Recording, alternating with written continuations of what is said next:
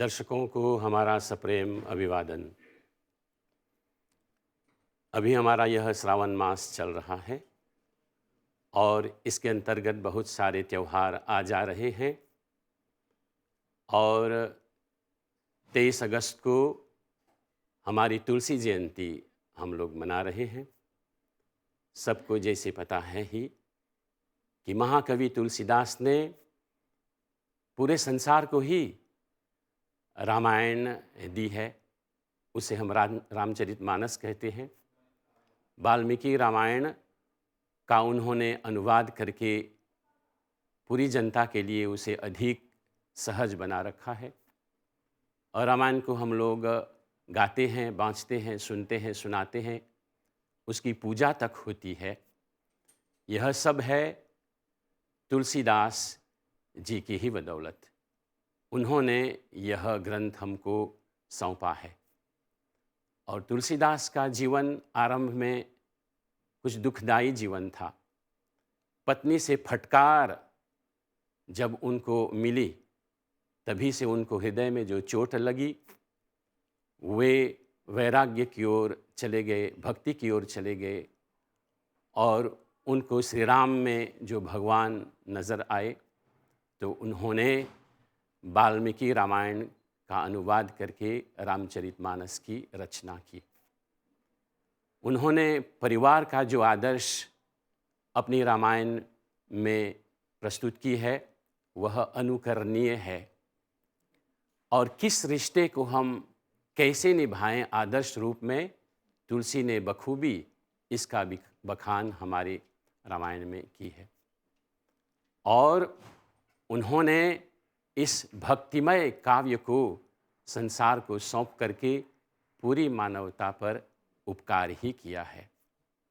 और साथ में तुलसी ने विनय पत्रिका भी यह इस ग्रंथ की रचना करके भक्ति की पराकाष्ठा हमारे सामने प्रस्तुत की है कि भक्ति कैसे हो, पुण्य कैसे कमाया जाए, पाप से हम कैसे दूर रहें। विनय पत्रिका एक अद्भुत ग्रंथ है जिसको पढ़ करके हम भक्ति का जो है उसका अर्थ समझते हैं।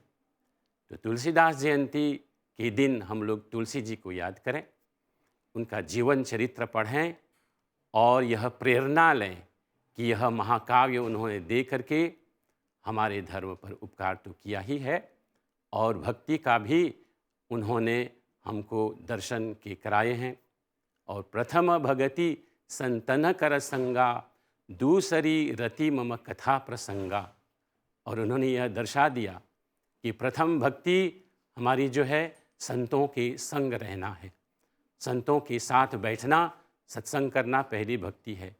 दूसरी रति मम कथा प्रसंगा, फिर भगवान की कथा प्रसंग में ध्यान देना, उसमें रति लगाना, रति अर्थात प्रेम लगाना।